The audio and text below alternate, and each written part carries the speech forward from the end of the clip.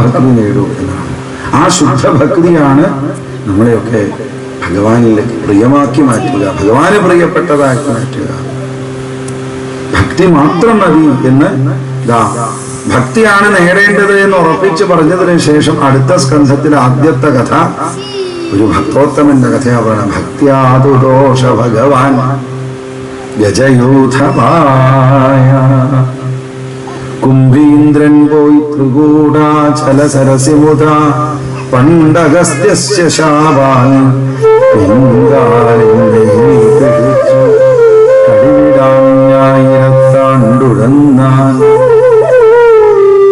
അന്നേരം പോന്നു വന്നു മുരളിതു ഗരുഡാരൂഢനായി ധ്യാനശക്തിയ നക്രം ചക്രേണ കൊന്ന കരിവരനഥ സായുജ്യമേ.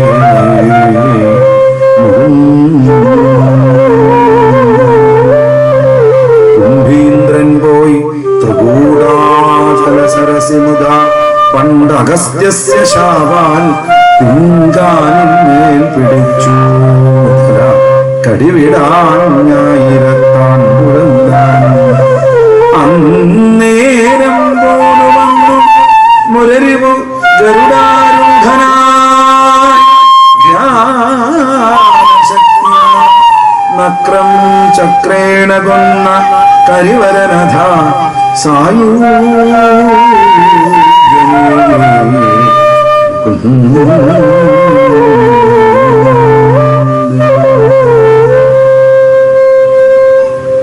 അഗസ്ത്യ മഹർഷിയുടെ ശാപത്താൽ ഇന്ദ്രദ്യുമ്നൻ എന്നുള്ള പാണ്ഡ്യദേശത്തിലെ രാജാവ് ഒരു ആനയായിട്ട് പിറന്നു ത്രികൂടപർവ്വതത്തിൽ.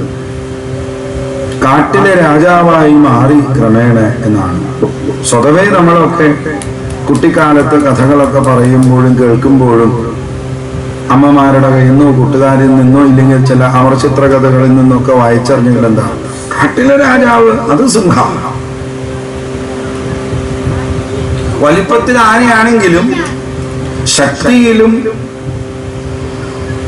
എല്ലാത്തിലും സിംഹമാണ്. കാട്ടിലെ രാജാവ് സിംഹമാണ്. പക്ഷേ ഈ ത്രികൂല പർവ്വതത്തിലെ കാട്ടിലെ രാജാവ് ഗജേന്ദ്രനാണ്. എന്തുകൊണ്ട്? മേൽപ്പത്തൂർ അതിന് മറുപടി പറഞ്ഞു, ഭക്താനാം, ഇവിടുത്തെ ഭക്തനാണ്. പുത്രനോർക്കർഷലാഭ, ഇവിടുത്തെ ഭക്തന്മാർ എവിടെ പോയാലും അവിടെ ഇങ്ങനെ തലയുയർത്തു നിൽക്കും. അഗസ്ത്യ മഹർഷിയുടെ ശാപമാകുന്ന അനുഗ്രഹവും പേറി ആനയുടെ രൂപത്തിൽ വന്ന് കാട്ടിലെ സകല ജീവജാലങ്ങളെയും സംരക്ഷിച്ചും കൊണ്ട് ക്രൂര മൃഗങ്ങൾക്ക് എന്നും ഭയങ്കരനായിട്ട് ഭീതി വരുത്തുന്നവനായി, സാധുമൃഗങ്ങൾക്കോ സംരക്ഷകനായി ഒരു നല്ല രാജാവ് ആയ എങ്ങനെ ഇരിക്കണം? എന്ത് ദുഷ്ടന്മാർക്ക് പേടി സ്വപ്നമായിരിക്കണം രാജാവ്. അല്ലാണ്ട് ദുഷ്ടതയെ പ്രോത്സാഹിപ്പിക്കുകയും അവരുടെ കയ്യിൽ നിന്ന് കമ്മീഷൻ മേടിച്ച് അവർക്ക് ഒത്താശ ചെയ്യലും കൊടുക്കലല്ല. ദുഷ്ടന്മാരെ ആരായാലും നടപടിയെടുക്കണം. സാധുക്കൾക്കോ സംരക്ഷകനായിട്ട് മാറണം. ഒരു രാജാവിന്റെ, ഒരു ഭരണാധികാരിയുടെ ഉത്തമ ഗുണം അതാണ്. അതിൽ നീക്കുപോക്കൊന്നുമില്ല. സാധു സംരക്ഷണം എന്നാണ്. അത് ചെയ്യണം. ദുഷ്ടന്മാരുടെ മുഖത്തേക്കോ കടുത്ത നിലപാടെടുക്കണം എന്നാ പറയുന്നത്. ഇനി അവര് ഇവിടെ ഉണ്ടാകരുത്, ഇനി അവരുടെ വർഗമേ ഇവിടെ ഉണ്ടാകരുത്. ആ രീതിയിൽ കടുത്ത നിലപാടെടുത്താൽ മാത്രമേ ദുഷ്ടത ഇല്ലാതാക്കി തീർക്കാൻ പറ്റുള്ളൂ. ചില രാജ്യങ്ങളിലെ കട്ട കൈയങ്ങട് വെട്ടും. ഇങ്ങനെ കാടൻ ഭരണോ? നമ്മുടെ നാട്ടിലെച്ചാൽ കട്ട് കഴിഞ്ഞാൽ ആ കട്ട കൈയിന് പത്മശ്രീ കൊടുക്കും. അതാണ് തറ വേരുടെ കയ്യിൽ നിന്ന് കണ്ടെടുത്തതാ. ഇരിക്കട്ടെ, ഈ കരങ്ങൾക്ക് ബലമേകാൻ രാജ്യത്തിന്റെ പരമോന്നതമായ അംഗീകാരം. അപ്പോഴല്ലേ മതേതരത്വം കൊണ്ട് വികസിച്ച് അയ്യോ ലോകം മുഴുവൻ പരക്കുള്ളൂ. കട്ട കയ്യാച്ച അത് വെട്ടിക്കളയണം. അതിന്റെ ഒരു കൈ വെട്ടിയാൽ ഇനി ഒരു കയ്യും കക്കാൻ ഒന്നില്ല. ഇവിടെ നേരെ മറിച്ച കട്ട കൈയിന് അംഗീകാരം കൊടുക്കുമ്പോൾ 1000 കൈകൾ അവിടെ കക്കാൻ വേണ്ടിയിട്ട് വിടർന്നു വരും. ദാക്ഷിണ്യം വേണ്ടെന്ന് പറയണം. തെറ്റ് ചെയ്താൽ പിന്നെ ആലോചിക്കുകയോ വിശദീകരിക്കുകയോ ഒന്നും വേണ്ട. തെറ്റെന്ന് ബോധ്യപ്പെട്ടാൽ ഉടൻ തീരുമാനമെടുക്കണമെന്നാണ്. അപ്പൊ അതുകൊണ്ട് ഇവിടെ ഇന്ദ്രദ്യുമ്നന്റെ സംരക്ഷണയിൽ കഴിയുന്ന ആ ത്രികൂടപർവ്വതത്തിലെ കാനനവാസികളായിട്ടുള്ള മൃഗങ്ങൾക്കെല്ലാം, പ്രത്യേകിച്ചും സാധുമൃഗങ്ങൾക്ക് ആശ്വാസത്തിന്റെ കാലഘട്ടമാണ്. ദുഷ്ടമൃഗങ്ങളൊക്കെ ഭയപ്പെട്ടിരുന്നു. ഒരിക്കൽ ഒരു വേനൽക്കാലം വന്നു എന്ന് തോന്നുന്നു. ജലാശയങ്ങളെ തേടി ഗജേന്ദ്രന്റെ നേതൃത്വത്തിൽ കാട്ടാനക്കൂട്ടം വന്ന് സുന്ദരമായ ഒരു സരസിൽ ഇറങ്ങി കുടിക്കുകയും കുളിക്കുകയും ഒക്കെ ചെയ്തുകൊണ്ട് അവിടെ രമിച്ചുകൊണ്ടിരുന്നു. അപ്പോഴാണത്രേ ആ സരസിൽ ഉണ്ടായിരുന്ന ഒരു മുതല ഈ ഗജേന്ദ്രന്റെ കാലത്ത് കയറി പിടിച്ചു. ഈ മുതലയും ഒരു ശാപം പേറി വന്നതാണ്. ആനയും ശാപം പേറി വന്നതാണ്. ഈ ശാപം പേറുന്നവരൊക്കെ കൂട്ടിച്ചേർക്കാൻ ഈശ്വരന്റെ ശക്തി. ദേവല മഹർഷിയുടെ ശാപത്താൽ ഹൂഹു എന്നുള്ള ഗന്ധർവൻ, അഹങ്കാരിയായ ഗന്ധർവൻ മുതലയുടെ രൂപത്തിൽ വന്നിരിക്കുകയാണ്.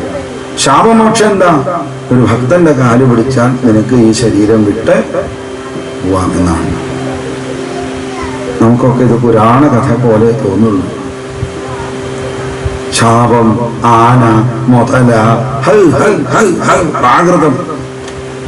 പക്ഷെ ഇതിലൊക്കെ വലിയൊരു രഹസ്യമുണ്ട്, ആധ്യാത്മിക രഹസ്യമുണ്ട്. എന്തിനാണ് ഋഷീശ്വരന്മാർ ഇത് മറച്ചു വയ്ക്കണത്? മറച്ചു വയ്ക്കുന്നത് വേറൊന്നുമില്ല, കഥ കേട്ട് കേട്ട് കേട്ട് കേട്ട് പഠിച്ച് പഠിച്ച് പഠിച്ച് മനസ്സിലാക്കും. അതിനു വേണ്ടിയിട്ടാണ്. തുറന്നു പറഞ്ഞു കഴിഞ്ഞാൽ ആർക്കും ഉൾക്കൊള്ളാൻ ബുദ്ധിമുട്ടുണ്ടാവും. കാരണം നമുക്കൊരു കാര്യം അംഗീകരിക്കാൻ പറ്റാത്തത് നമ്മുടെ ഉള്ളിലെ അജ്ഞാനവുമാണ്, അജ്ഞാനത്തിന്റെ പടലങ്ങളാണ്. അതിനെ നീക്കം ചെയ്തിട്ട് സത്യത്തിന്റെ വാതിൽ തുറന്നു കൊടുക്കാവും. ഇല്ലെങ്കിൽ അപകടം ഉണ്ടാവും. അപ്പൊ ശാപം, അനുഗ്രഹം എന്നൊക്കെ പറയപ്പെടുന്നത് പ്രത്യേകമായിട്ടുള്ള ചില കാര്യങ്ങൾ നമുക്ക് ബോധ്യപ്പെടുത്തി തരുത്താൻ വേണ്ടിയിട്ടാണ്. അപ്പൊ സജ്ജന നിന്ദ ചെയ്ത ഗന്ധർവൻ എന്നുള്ള പരിഗണന കൊടുത്ത് അവനെ രക്ഷിക്കല്ല, ശിക്ഷ കൊടുത്ത് നേരെയാക്കി. ഭഗവാന്റെ മുമ്പിൽ അതേ ഉള്ളൂ. എന്ത് തെറ്റാര് ചെയ്താലും, അധർമ്മം ആര് ചെയ്താലും ഭഗവാൻ എന്ത് ചെയ്യും? വേഗം എടുത്ത് നേരെ ആവാനുള്ള വഴി കാണിച്ചു കൊടുക്കും. നമുക്കിത്തിരി ക്രൂരാന്നൊക്കെ തോന്നും. ഇപ്പൊ ശസ്ത്രക്രിയ ചെയ്യുമ്പോൾ കത്തിരിയെടുക്കണു, മുറിക്കണു, കീറണു, മുറിച്ചു കളയണു, കെട്ടണു. ആരെങ്കിലും അത് ക്രൂരതയാന്ന് പറയാറുണ്ടോ? ശരാതെ കുത്തുന്നു, എന്റെ ഉള്ളിലേക്ക് കുത്തിയിറക്കി കത്തി. അതെന്താ? ആ രോഗം ഭേദമാവാൻ വേണ്ടിയിട്ടാണ്. രോഗം ബാധിച്ച ഭാഗം ഇനി വെച്ചാൽ അത് കൂടുതൽ പടരും. അതുകൊണ്ട് അത് നീക്കിക്കളയുക, തൽസ്ഥാനത്ത് മറ്റൊന്ന് വെച്ചു കൊടുക്കുക, ജീവിക്കാൻ. അത് ക്രൂരതയല്ല, അനുഗ്രഹം. ഇതേപോലെയാണ് ഭഗവാന്റേത്. ജീവനെ സംബന്ധിച്ച് വരുന്ന അജ്ഞാനത്തിന്റെ ഈ പടലങ്ങളെ ഭഗവാൻ നീക്കിക്കളയുന്നതിനാണ് ശാപം എന്ന് പറയപ്പെടുന്നത്. നമ്മുടെ പുരാണങ്ങളിൽ മുഴുവൻ നമുക്കിത് നല്ലവണ്ണം കാണാം. അതിന്റെ ശരിയായ അർത്ഥം പഠിക്കാനും മനസ്സിലാക്കാനുള്ള ശ്രദ്ധ നമുക്കുണ്ടാവണം. അജ്ഞാനികൾ പറയുന്ന അർത്ഥവും പറഞ്ഞുകൊണ്ട് വിശ്വസിച്ചു പോയാൽ രക്ഷയില്ല. പലരും ഇതിനെയൊക്കെ ദുർവ്യാഖ്യാനം ചെയ്യണത് ഒന്നും അറിയില്ല. ഞാൻ ഭാരതം നോക്കിയിട്ടില്ല, പക്ഷെ എനിക്ക് പറയാൻ സാധിക്കും. നോക്കാത്തവർക്ക് എങ്ങനെ പറയാൻ സാധിക്കുക? നമ്മൾ ഭാരതം നോക്കാത്ത, മഹാഭാരതം നോക്കാത്ത ആളാണ് മഹാഭാരതത്തെ കുറിച്ച് വിമർശിക്കുന്നത്. ഒരു കാര്യത്തെ വിമർശിക്കണമെങ്കിൽ അതിനെ നല്ലവണ്ണം പഠിച്ചിരിക്കണം. ഭഗവത്ഗീതയിൽ ഒരൊറ്റ ശ്ലോകം അറിയില്ല, പക്ഷേ കൃഷ്ണൻ പറഞ്ഞത് തെറ്റാണ്.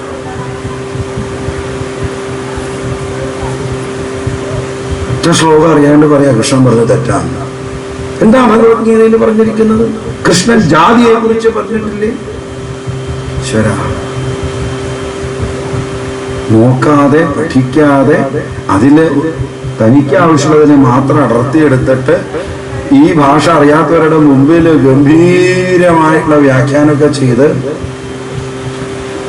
ആളുകളുടെ കയ്യടിയൊക്കെ മേടിച്ച് ആളുകളുടെ ഉള്ളിൽ അജ്ഞാനം കൊണ്ട് കുത്തിവെച്ച് പതിനായിരക്കണക്കിന് ആളുകൾക്ക് കയ്യും വീശിയും കൊണ്ട് സംതൃപ്തിയോടെ മടങ്ങണു. ആളുകളോ അതിലും സന്തോഷം. ഓഹോ, അജ്ഞാനം കൊണ്ട് കിട്ടിയാൽ പിന്നെ അങ്ങോട്ട് സന്തോഷമാവുമല്ലോ. ഒരിക്കലും നമ്മൾ ഒരു തീരുമാനം വെക്കുമ്പോൾ ജ്ഞാനികളുടെ സമീപം പോകില്ല. അജ്ഞാനം പ്രചരിപ്പിക്കാനും അന്ധവിശ്വാസങ്ങൾ പ്രചരിപ്പിക്കാനും അന്ധമായിട്ടുള്ള ഇതിലേക്ക് തിരിച്ചുവിടാനും ഇവിടെ ധാരാളമുണ്ട് സൗകര്യം. ജ്ഞാനം പ്രചരിപ്പിക്കാനും ജ്ഞാനം സ്വയം സ്വാംശീകരിച്ചെടുക്കാനും ഉള്ള പദ്ധതികളൊന്നും നോക്കില്ല നാം. അതുകൊണ്ടൊക്കെയാണ് നമുക്ക് എന്തും ഇവിടെ ഉണ്ടായിട്ട് ഒരു മേൽഗതിയില്ലാതെ എന്തോ ഒരു സംഘട്ടത്തിൽ അന്ധസംഘർഷത്തിൽപ്പെട്ട് ഉലഞ്ഞുകൊണ്ടിരിക്കുന്നത്. അപ്പൊ നമുക്കിവിടെ കഥയിലേക്ക് വരിക ഒരു അനുഗ്രഹമാണ് എന്നാണ് പറയുന്നത്. ഹൂഹു എന്നുള്ള ഗന്ധർവന് ശാപമോക്ഷം ഭക്തന്റെ പാദമാണ്. ആന പൂർവ്വജന്മത്തിൽ സുഹൃതിയാണോ എന്നുള്ളത് അറിയാതെയാണെങ്കിലും ആ ആനയുടെ കാല് പിടിച്ചിരുന്നു, രക്ഷ കിട്ടും എന്നുള്ള രീതിയിലാണ്. മുതല പിടിവിടാഞ്ഞ വന്നപ്പോൾ ഗജേന്ദ്രന് കയറി പോരാൻ പറ്റാണ്ടായി. ആപത്തിനെ കുറിച്ച് കൂടെയുള്ളവരെ ധരിപ്പിച്ചു. അവരെല്ലാവരും രക്ഷിക്കാൻ നോക്കി, നിവൃത്തിയില്ല. ദിവസങ്ങൾ കഴിഞ്ഞു, ആഴ്ചകൾ കഴിഞ്ഞു, മാസങ്ങൾ കഴിഞ്ഞു. എല്ലാവർക്കും ബോധ്യമായി ഇനി ഇങ്ങോട്ട് ഉണ്ടാവില്ല. ഇങ്ങോട്ടില്ലെങ്കിലോ എന്നാ പിന്നെ അങ്ങോട്ട് കൊടുക്കുക, അതെല്ലാം നിവൃത്തിയുള്ളൂ. ഇങ്ങോട്ട് ഉണ്ടെങ്കിലല്ലേ നമുക്ക് എടുത്തുകൊണ്ടിരാൻ പറ്റുള്ളൂ. ഇങ്ങോട്ടില്ല അങ്ങടെ ഉണ്ടെങ്കിൽ പിന്നെ വിടുക. ലോകം കാണിക്കുന്ന സ്വഭാവം, നീ ലോകര് കാണിക്കുന്ന സ്വഭാവം, ചുറ്റുപാടുമുള്ളവർ കാണിക്കുന്ന സ്വഭാവം അവിടെ ആനകളും കാണിച്ചു. ഇനി നമ്മളുടെ നേതാവിന് ഇങ്ങോട്ട് വരാൻ പറ്റും തോന്നുന്നില്ല, നമുക്ക് പോവാം എന്നും പറഞ്ഞ് കൂടെയുള്ള ആനകളും അതേപോലെ എല്ലാവരും വിട്ടുപോയി, ഒറ്റപ്പെട്ടു. ഇതേപോലൊരു കടല് നമുക്കും ഉണ്ടട്ടോ. നാട്ടുകാർ വീട്ടുകാർ കൂട്ടുകാരൊക്കെയും വിട്ടുപിരിയുന്ന ആ ദുഃഖവേളയിൽ നാവുകൂടയാതെ നാമം ജപിക്കുവാൻ സാധിച്ചിടണമേ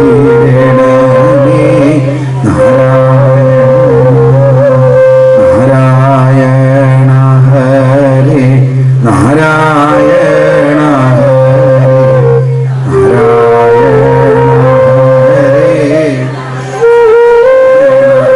നാട്ടുകാര് വീട്ടുകാര് കൂട്ടുകാര് ഇവരൊക്കെ വിട്ടുപോകുന്ന ഒരു ദിനം നമ്മുടെയൊക്കെ ജീവിതത്തിൽ ആ ദിനമുണ്ട്. എന്നാണെന്ന് മാത്രമേ നമുക്ക് ഡേറ്റ് അറിയില്ല, ഒരു മറവി വന്നിരിക്കുന്നു, ദിവസം അറിയില്ല. എല്ലാവരുടെ ജീവിതത്തിലും ഉണ്ട് എന്നാ പറയുന്നത്. എല്ലാവരെയും വിട്ടുപോകും. എല്ലാവരെയും വിട്ടുപോകേണ്ട ലോകത്തിലാണ് നാം ഇരിക്കുന്നത്. എല്ലാവരും നമ്മളെ പിരിഞ്ഞു പോകും, എല്ലാവരെയും നാം പിരിഞ്ഞു പോകും. അങ്ങനെയുള്ളൊരു ലോകത്തിലാണ് നമ്മൾ സുഖമുണ്ടാക്കുവാൻ വേണ്ടി ശ്രമിക്കുന്നത്.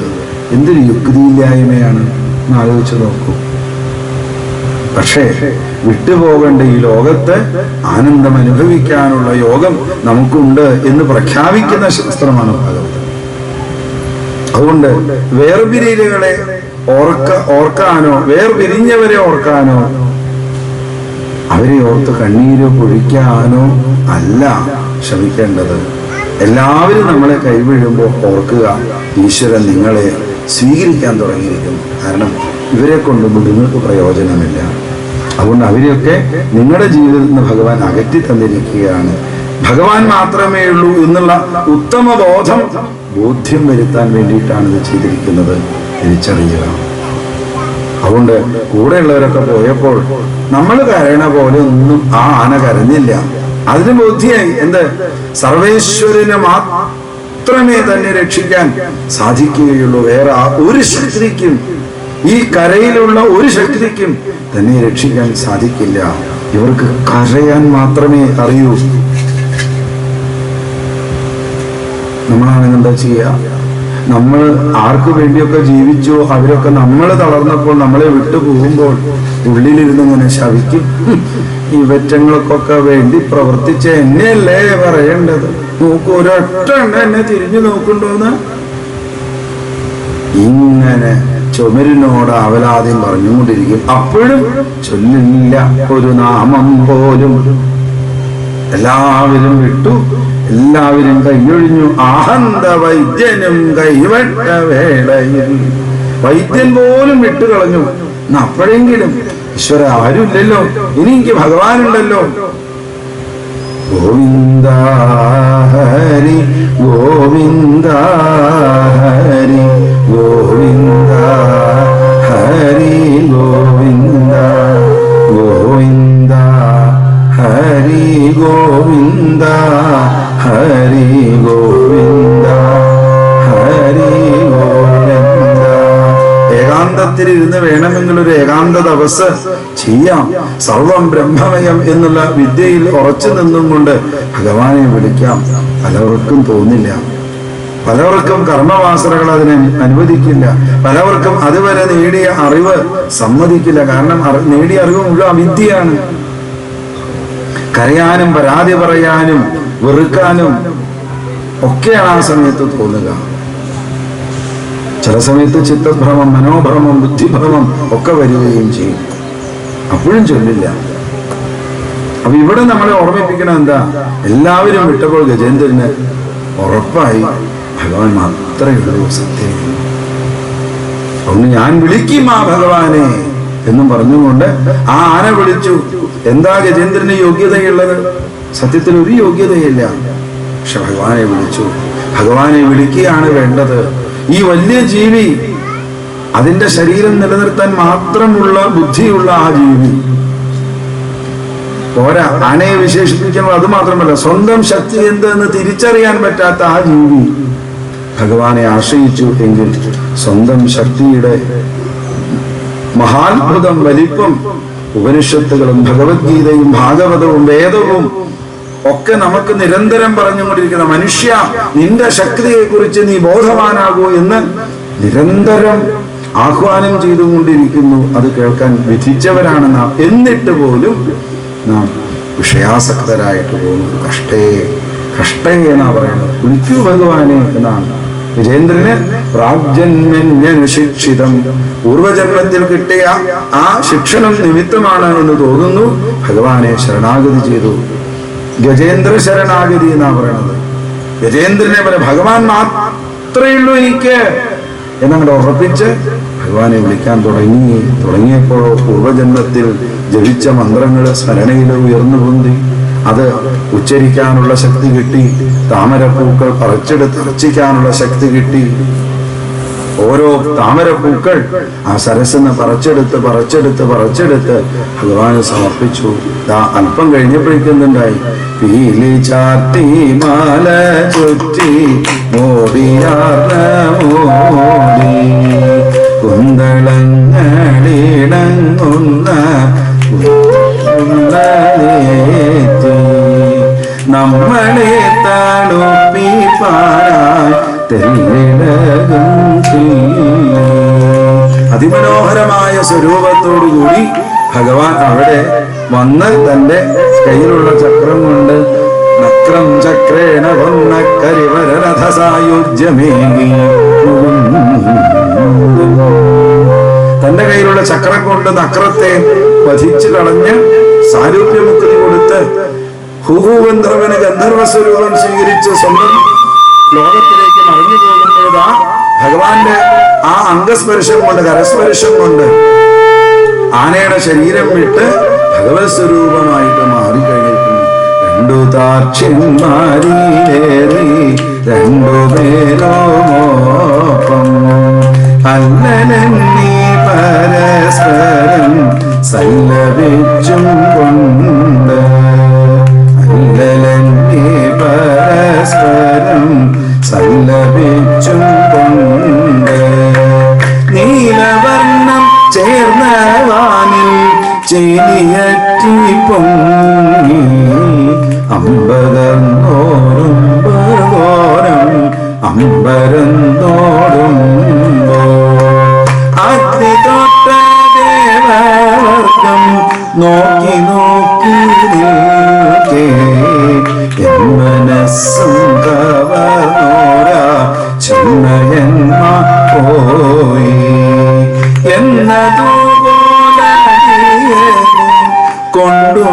വേണം പ്രാണനാഥ ഗുരുവായോ വാനരോടും കൃഷ്ണ പാഹി കൃഷ്ണ പാഹി കൃഷ്ണ പാഹി കൃഷ്ണ